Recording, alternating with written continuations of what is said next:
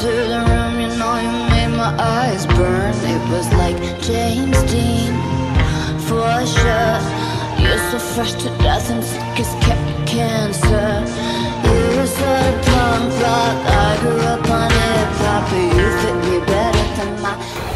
Bueno, el primer día salió un poquito flojilla la cosa, me fallaron un montón de marcas y tal, pero bueno, el segundo día ganamos bien. Las marcas que habíamos puesto los días anteriores sacó bastante pescado y bastante bien, la verdad.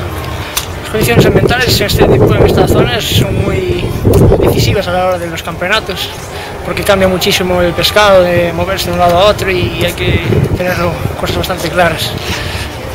Agua fría, muchas zonas en la turbia, no se pescaba nada, otras zonas más calientes, pescado muy enrocado. Otros días que viendo zonas se veían los sargo y pinto por las piedras por encima, en cambio esta vez era todo con linterna y buscando muy en el agujero.